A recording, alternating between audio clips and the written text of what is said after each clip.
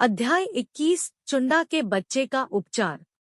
पावा नगर में एक युवक की बीमारी के बारे में जानकर एक दुखपूर्ण भावना थी जो तेजी से फैल गई। चुंडा एक मामूली किसान और गौतम बुद्ध के प्रतिष्ठित समर्थक अपने बेटे को बेहाल और बिना शक्तिहीन हालत में पड़े देख रहे थे। अपने बेटे के दर्द के भार को समझते हुए चुंडा ने एक यात्रा पर निकलकर दयालु ऋषि के मार्गदर्शन और आशीर्वाद की खोज में प्रारंभ किया।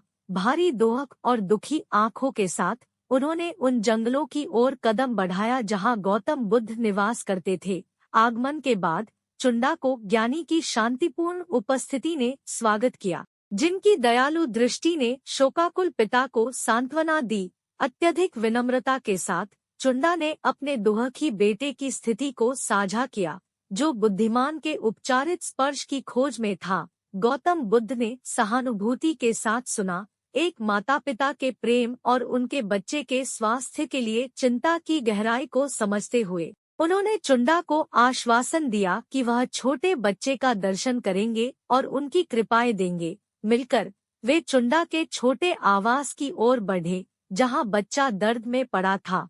उसकी निर्दोष आंखें उस दर्द को दिखा रही थी जिससे उसे गुजरना पड़ रहा था। एक शांति की भावना ने बच्चे पर छाया और वह दर्द जो पहले उसे सताता था धीरे धीरे कम होने लगा। प्रबुद्ध के उपचारक स्पर्श ने जादू की तरह काम किया, बीमार बच्चे को आराम और सहायता देते हुए। जैसे ही चुंडा अपनी आंखों के सामने इस परिवर्तन को देखते, उनका दिल गौतम बुद्ध की अनंत दया के लिए कृतज्ञता और भक्ति से भर गया। उनके बेटे के वास्तविक रोग का ही नहीं, बल्कि उनके बेचैन दिलों में शांति और समाधान भी हुआ था। कृतज्ञता की आंखों में आंसू बहते हुए चुंडा ने गौतम बुद्ध को अपने परिवार और दोस्तों को दिए गए महत्वपूर्ण आशीर्वाद के लिए धन्यवाद दिया। उन्होंने अपनी अडूबी समर्पणा व्यक्त की और उसे सुनिश्चित उपासना के साथ अनुसरण करने की प्रतिज्ञा की। गौतम बुद्ध हंसे, जानते हुए कि उनका उपचारक स्पर्श ने चुंडा के दिल में एक गहरी विश्वास और समर्पण की भावना को जागृत किया था। उन्होंने किसान को याद दिलाया कि उपचार की वास्तविक शक्ति केवल भौतिक क्षेत्र में ही नहीं, बल्कि सहानुभूति और प्रेम की जीवनबद्ध शक्ति में है। उस दिन के बाद चुंडा की गौतम बुद्ध के प्रति समर्पण बढ़ गया और वह अपने नगर में सहानुभूति और देखभाल के मार्गदर्शक बन गए।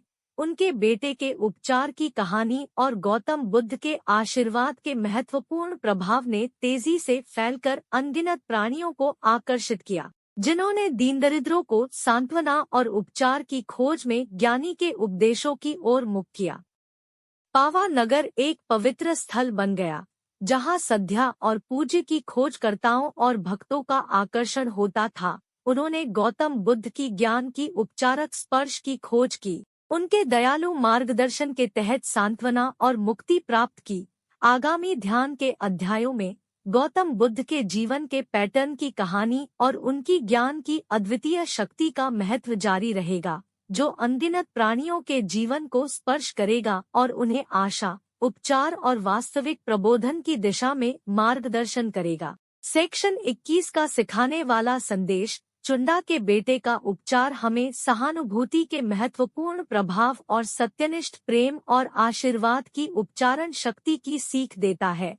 यह हमें याद दिलाता है कि वास्तविक उपचार भौतिक क्षेत्र से परे होता है और यह सहानुभूति और दया की जीवनमूलक शक्ति में होता है। यह कहानी हमें प्रेरित करती है कि हम जीवन का संवेदनशील हृदय सह दुखी लोगों को सांत्वना और आराम देकर आने वाली मुश्किलों का समाधान करने की दिशा में बढ़े और गौतम बुद्ध के उपदेशों के माध्यम से सांत्वना और मुक्ति प्राप्त करें।